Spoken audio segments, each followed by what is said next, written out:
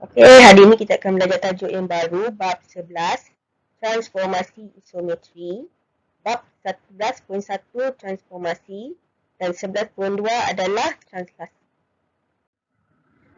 Tembok pertama pembelajaran kita adalah 11.1 transformasi. Objektif pembelajaran pertama memerihalkan perubahan bentuk, saiz, kedudukan dan orientasi satu objek yang melalui transformasi dan seterusnya menerangkan idea padanan satu dengan satu antara titik-titik dalam transformasi. Kedua, menerangkan idea kekongrunan dalam transformasi. Transformasi dalam bentuk saiz, kedudukan, orientasi suatu objek. Transformasi melibatkan pemindahan titik pada suatu satah. Sebelum transformasi berlaku, bentuk raja asal dinamakan objek. Lepas transformasi, bentuk ini dinamakan image. Transformasi merupakan padanan suatu titik pada suatu satah apabila objek bergerak dalam suatu transformasi. Titik-titik itu mengikut corak pergerakan yang sama. Transformasi merupakan satu pergerakan dengan orientasi dan peranan yang tertentu tanpa mengubah rupa bentuk. Raja di sebelah menunjukkan pergerakan objek ABCD ke image A image, B image, C image, D image dengan pergerakan 3 unit ke kanan dan 3 unit ke atas. Boleh rujuk sini. Contoh antara berikut yang manakah menunjukkan transformasi dan mengapa. A. Transformasi kerana tidak mengubah rupa bentuk. B. Transformasi kerana hanya berubah kedudukan dan tidak berubah bentuk. C. Bukan transformasi kerana perubahan rupa bentuk. D. Bukan transformasi kerana berubah rupa bentuk. Yang kedua, raja di sebelah menunjukkan A, B, C, D, E, F ialah objek, manakala P, Q, R, S, T, U ialah image. Nyatakan image bagi titik C. Okay. Image bagi titik C ialah T kerana bentuk yang sama tapi kedudukan yang berlainan. Garisan BAB, image bagi garisan AB ialah RS kerana image itu mempunyai ukuran yang sama panjang. Sudut BCD, image bagi sudut BCD ialah sudut STU kerana sudut BCD mempunyai saiz yang sama dengan sudut STU. Seterusnya adalah kekongrunan. Dua objek ialah kongrun jika kedua-duanya mempunyai bentuk dan saiz yang sama tanpa mengira kedudukan pergerakannya. Alat biasa yang digunakan untuk menentukan kekongrunan ialah pembaris, protractor, jangka lukis dan kertas surih. Anda boleh menggunakan alat ini untuk meneroka sifat kekongrunan. Perhatikan duit shilling 2% dan 10%. Dapatkah anda membezakannya dari segi rupa bentuk duit shilling itu? Jika semua duit shilling berbentuk bulat, maka duit itu ialah serupa. Adakah anda setuju dengan pernyataan ini? Semua duit shilling 10% ialah kongruan, manakala duit shilling 2% dan 10% adalah serupa tapi bukan kongruan.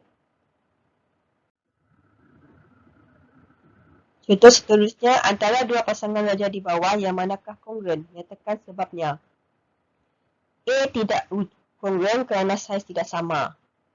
B kongruan kerana saiz sama walaupun kedudukan dan orientasinya tidak sama. Okey, masuk ke subtajuk yang kedua iaitu translasi. Yang pertama mengenal translasi.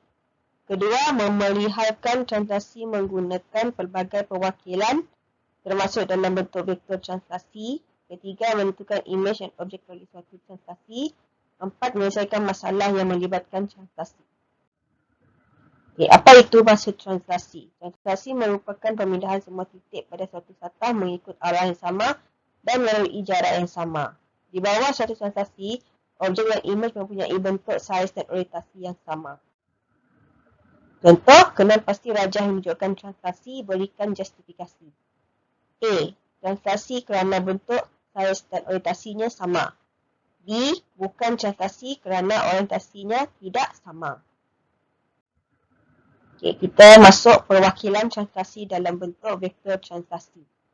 Apa itu vektor translasi? Yang merupakan pergerakan yang mempunyai arah dan magnitude. Vektor ini juga diwakili dengan anak panah. Penentuan translasi berdasarkan nilai dan arah suatu vektor. Ini cara anda baca. Pergerakan kanan atau kiri. Okay, yang ke bawah, pergerakan atas dan bawah. Dia macam koordinat lah. Okay. Translasi boleh dihuraikan dengan menyatakan arah dan jarak pergerakan serta vektor iaitu arah pergerakan ke kanan, ke kiri, ke atas, ke bawah, jarak pergerakan bilangan unit, unit dalam shutters, vektor translasi, cara bacanya AB. AB. Okay, contoh. Tentukan kedudukan titik P dalam rajah yang diberikan bagi uraian translasi dan lukis vektor translasi tersebut. Titik P bergerak 2 unit ke kiri dan 3 unit ke bawah. Inilah. Okay. Kamu kena buat dekat P asal kat soalan baru dia dapat tunjuk jawapan. Titik P bergerak 5 unit ke kanan dan 5 unit ke bawah. Okay, di sini. Titik P bergerak 6 unit ke bawah. Okay. Titik P bergerak 3 unit ke kanan. Tentukan vektor translasi OP berdasarkan rajah di bawah. Okay, ini OP. Okay, ingat mesti ke kanan kiri dulu. Jadi, jawapannya adalah 3, 3. Okay. 3, 1, 2, 3. 1, 2, 3. Sini. Jangan tengok anak panah ni. Sini. Okay. Yang ini adalah negatif 3, 3. Sini. 1, 2, 3. 1, 2, 3 atas. C, 3, negatif 3. 1, 2, 3. Turun bawah, 1, 2, 3. Okay. Tentukan translasi bagi rajah berikut. Okay. Kalau tentukan kamu lukis, kamu tunjuk anak panah guna pensel. Okay. Okay. Ingat mana Q asal, Q image. Jadi negatif 3, 4. Tulis ni. Okay. Ni image, ini P. Okay, objek. Jadi, negatif 4, negatif 3. Jadi, jawapannya ini. Jadi, kalau C, R image, R objek, R image. Jadi, turun bawah saja. 1, 2, 3. Negatif 3. Jadi, kosong, negatif 3. Image dan objek dalam satu translasi. Image bagi satu objek dalam satu translasi akan sentiasa sama dari segi bentuk, saiz dan orientasi. Okay, ini adalah lukis. Lukis image bagi objek A dalam rajah dengan translasi berikut. Kamu boleh lihat lah. Kamu lukislah satu-satu ataupun kamu buat satu saja, jadi kamu tulis lukis. Ini pun sama. Okay. Tentukan koordinat image apabila koordinat objek diberikan. Untuk menentukan image di bawah translasi AB, koordinat objek P, X, Y akan dipetakan P image X tambah A, Y tambah B sama dengan P image bersama dengan X image, Y image. Maksudnya ini jawapan yang baru.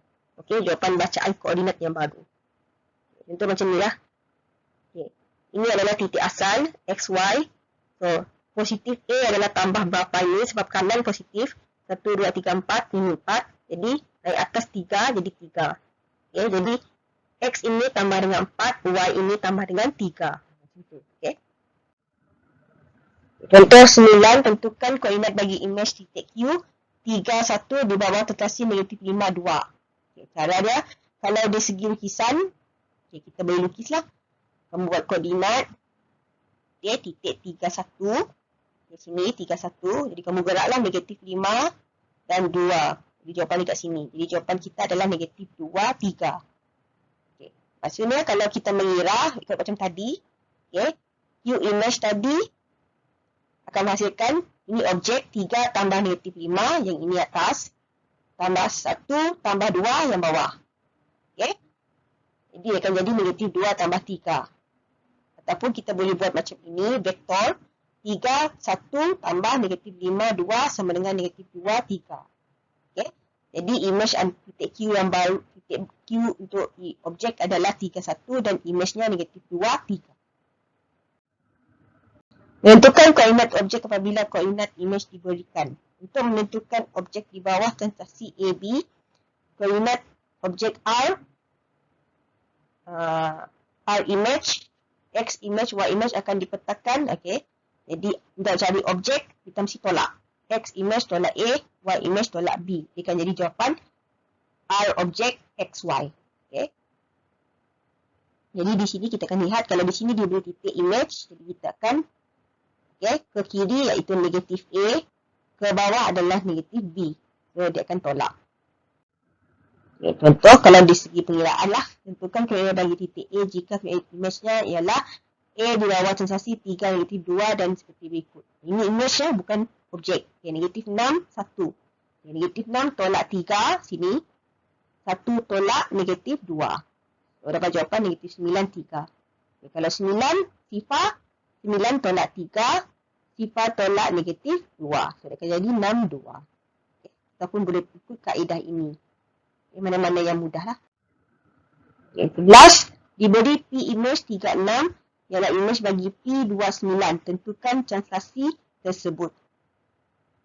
Okay. Ini adalah soalan mencari vektor. Okay. Vektor itu kita cari translasi lah.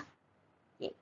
Dia punya formula adalah image tolak objek. Image tolak objek. Jadi 3 tolak 2, 6 tolak 9, 1 negatif 3. Okay. Ingat dia punya rumus. Jadi sini penyelesaian masalah. Contoh 12. Terus menggerakkan sebuah damnya dari A ke B dan kemudian ke C. Nyatakan pergerakan dalam bentuk vektor translasi buah dam bertanda A ke B. A ke B dulu. Iaitu 1, 2, 3, 4. 1, 2, 3. Jadi negatif 4, negatif 3. B ke C. B ke C 1, 2, 3, 4. 1, 2, 3. Cikgu tak pasti ini 5 ke 4. Kita boleh tengok jawapan. Okay. Memahami masalah pergerakan transaksi kiri kanan ke atas ke bawah. 4 unit ke kiri, 2 unit ke bawah, 3 unit ke kanan, 2 unit ke bawah. Itulah tadi. Okay. Melaksanakan strategi menggunakan AB. Jadi negatif 4, negatif 2, 3, negatif 2. Maka vektor transaksi A ke B ialah negatif 4, negatif 2. Maka vektor transaksi B ke C ialah 3, negatif 2. Okay, sampai sini saja. Terima kasih. Jangan lupa subscribe, like and share.